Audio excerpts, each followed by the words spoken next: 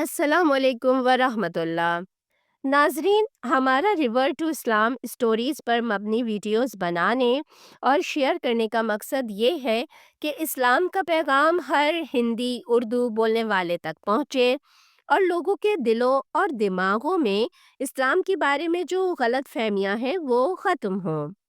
لوگوں کو اسلام کے بارے میں سچائی کا پتہ چلے تاکہ سچ کا بول بالا ہو اور جھوٹ کا منہ کالا ہو، کیونکہ جتنی زیادہ آج کل کفر کے ایوانوں میں اسلام مخالف مہم چلائی جا رہی ہے اور جس قدر جھوٹ پھیلانے والے دن رات اسلام کے خلاف اپنی غلیظ جھوٹی مہم شروع کیے ہوئے ہیں، اتنی ہی شدت سے ضرورت ہے کہ سچ کو بھی پھیلایا جائے اور جھوٹ کا راستہ روکا جائے، مگر یہ کوشش آپ کے تعاون کے بغیر ممکن نہیں۔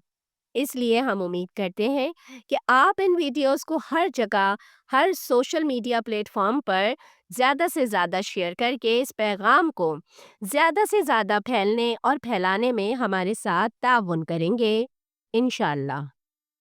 ناظرین، آج ہم جس بہن کے اسلام قبول کرنے کی کہانی لے کر آئے ہیں اس کا تعلق کینیڈا سے ہے، مگر اس نے اسلام سے حقیقی تعارف جاپان میں حاصل کیا اور فائنلی اسلام قبول کیا۔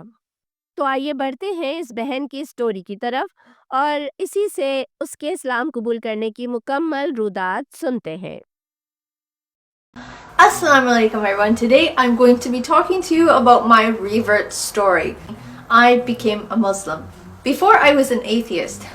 My family background is mostly Christian. I was introduced to Christianity and there was just so many holes. السلام علیکم ایوری ون، آج میں آپ کو اپنے اسلام قبول کرنے کی کہانی سنانے جا رہی ہوں۔ میں نے چند سال پہلے ہی اسلام قبول کیا۔ اس سے پہلے میں ایک ملحد یعنی ایتھیسٹ تھی، جسے آپ ہندی میں ناستک کہتے ہیں۔ میرا خاندانی پس منظر زیادہ تر عیسائی ہی ہے۔ میں اپنے ماں اور باپ دونوں طرف سے عیسائی دھرم سے ہی ہوں، مگر چونکہ میرے ماتا پتا عیسائیت پر کچھ عمل نہیں کرتے تھے اور نہ ہی انہوں نے مجھے بھی کوئی بہت زیادہ عیسائی دھرم کی تعلیم دی تھی، اس لیے میرا بچپن سے ہی عیسائی دھرم کی طرف کوئی خاص رجحان نہیں تھا۔ مجھے ذاتی طور پر بچپن میں اسکول کی جانب سے عیسائیت سے متعارف کرایا گیا تھا، کیونکہ ہمارے کورس میں بائبل کی تعلیم شامل تھی، لیکن اس کے عقائد میں بہت سے خلا محسوس ہوتے تھے۔ عیسائیت کی اکثر باتیں مجھے عقل سے ماورا اور من گھڑت کہانیاں محسوس ہوتی تھیں۔ در حقیقت میں بچپن سے ہی خدا پر یقین نہیں رکھتی تھی، یعنی مذہب پر وشواس کا تصور ہی مجھے سرے سے سمجھ نہیں آتا تھا۔ یہی وجہ تھی کہ جب میں مسلمان ہوئی تو یہ بات میرے پریوار کے لیے بھی حیرت کا باعث تھی، اور چونکہ میرے زیادہ تر دوست ایتھیسٹ ہی تھے اس لیے وہ بھی میرے فیصلے پر کافی حیران ہوئے تھے۔ میں نے بچپن سے لے کر لڑکپن اور جوانی تک بہت سارے مسلمانوں کے ساتھ وقت بتایا ہے۔ ان میں سے کئی میرے کلاس فیلوز تھے، کئی اسکول، کالج اور یونیورسٹی میں ساتھ پڑھتے تھے، تو کئی میرے محلے دار اور دوست تھے۔ لیکن حیرت کی بات یہ کہ کسی نے مجھے اسلام کی دعوت نہیں دی۔ یہی وجہ ہے کہ میں ہمیشہ کہتی ہوں کہ دعوت دینا کتنا اہم ہے۔ کبھی کبھار اسلام آپ کے ارد گرد ہوتا ہے، لیکن وہ آپ تک اس کا صحیح پیغام پہنچتا نہیں ہے۔ یہاں یہ بات تمام مسلمانوں کے لیے قابل غور ہے کہ آپ لوگوں کے پاس بہت قیمتی خزانہ ہے جو دوسروں کے ساتھ شیئر کرنے سے کم بالکل نہیں ہوگا بلکہ بڑھے گا، اس لیے اسے زیادہ سے زیادہ شیئر کیجیے۔ تو میں آپ کو کہانی سنا رہی تھی کہ میں پیدائش سے لے کر 21 سال کی عمر تک کینیڈا میں ہی رہی۔ وہاں میں نے مسلمانوں کے ساتھ کام کیا، مگر اس سب عرصے میں میں اسلام کو سرسری سا ہی جانتی تھی، کبھی گہرائی میں اس کی نالج حاصل کرنے کی کوشش نہیں کی۔ مثال کے طور پر میں رمضان کے بارے میں جانتی تھی، لیکن یہ نہیں جانتی تھی کہ یہ رمضان میں بھوکے پیاسے کیوں رہتے ہیں۔ رمضان ان کے لیے یعنی مسلمانوں کے لیے اتنا مقدس کیوں ہے۔ میں نے حلال کھانے کے بارے میں سنا تھا، لیکن اس کا مطلب نہیں جانتی تھی کہ حلال حرام کا فرق کیا ہوتا ہے، اور جن چیزوں کو مسلمان حلال سمجھتے ہیں تو کیوں سمجھتے ہیں، وغیرہ وغیرہ۔ افسوس کی بات یہ کہ کینیڈا میں بلکہ دنیا بھر میں بہت سے مسلمان ہیں جو خود اپنی زندگیوں کو اسلام کے مطابق نہیں گزار رہے، جس کی وجہ سے مجھے لگتا تھا کہ مسلمان بھی عام لوگوں کی طرح ہیں۔ یہ بھی تو میری طرح ہی ہیں، یعنی میرا مطلب ہے کہ جیسی میں اپنے بچپن میں یا لڑکپن میں تھی۔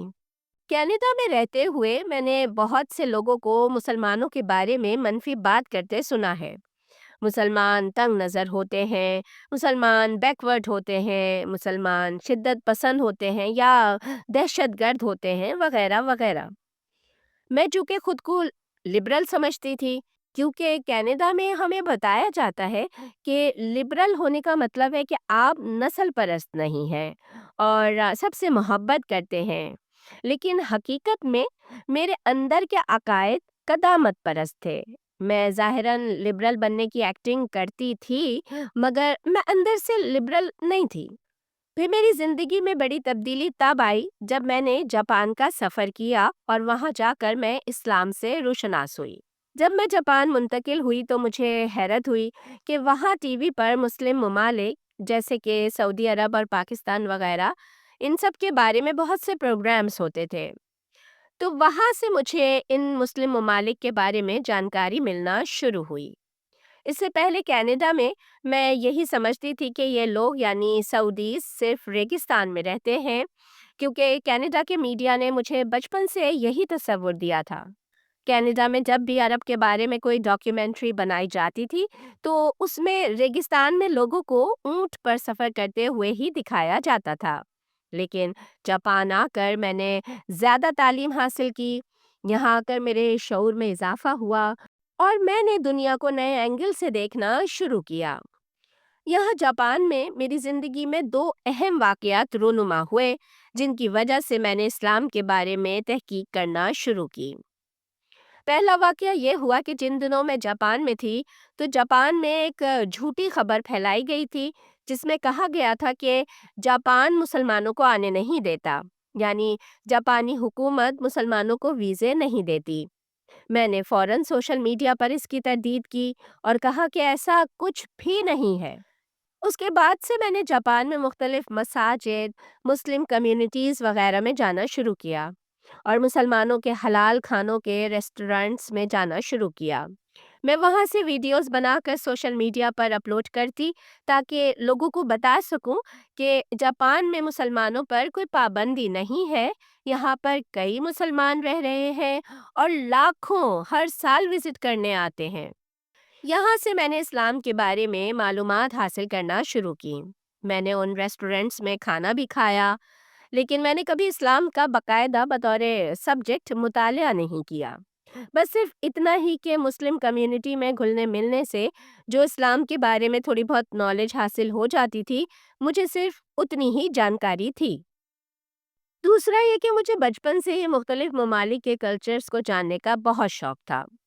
جب یہاں جاپان میں آ کر اسلام سے تھوڑی بہت واقفیت حاصل ہوئی تو پتہ چلا کہ اسلام کا اصل آغاز سعودی عرب سے ہوا تھا۔ مسلمانوں کے نبی حضرت محمد صلی اللہ علیہ وآلہ وسلم عرب میں پیدا ہوئے، وہیں سے نکل کر اسلام پوری دنیا میں پھیلا، تو میرے دل میں آہستہ آہستہ عرب کے لیے اٹریکشن پیدا ہونا شروع ہو گئی۔ یہاں جاپان آ کر میں نے عرب ثقافت کے بارے میں کافی کچھ سیکھا۔ 2014 سے 2016 تک میرے تعلقات اسلام سے متعلق چیزوں یعنی مکہ معظمہ، مدینہ منورہ اور محمد صلی اللہ علیہ وآلہ وسلم کی بائیوگرافی وغیرہ سے مضبوط ہوتے چلے گئے۔ مجھے اسلامی لباس پسند آنے لگے۔ میں نے کئی اسلامی لباس جیسے نقاب اور اسکارف وغیرہ بھی خریدے۔ مجھے مسلم خواتین کے پردے میں کافی دلچسپی پیدا ہو گئی تھی۔ میں نے ہمیشہ ٹویٹر یا یوٹیوب پر حجاب اور نقاب کے خلاف بات کرنے والوں سے بحث مباحثہ کیا اور ہمیشہ پردے کے احکامات کا دفاع کیا۔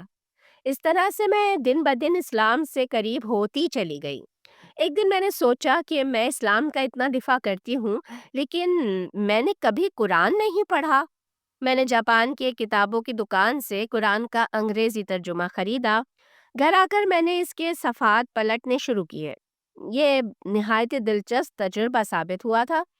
میں کہتی ہوں کہ اللہ تعالیٰ جو کرتے ہیں بہترین کرتے ہیں، اور بے شک اللہ نے ہی میرے دل میں یہ بات ڈالی تھی کہ میں قرآن مجید کو پڑھوں۔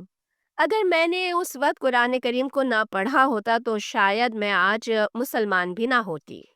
اس کے علاوہ میں نے قرآن کے سائنسی اور لسانی معجزات کے بارے میں ویڈیوز دیکھی۔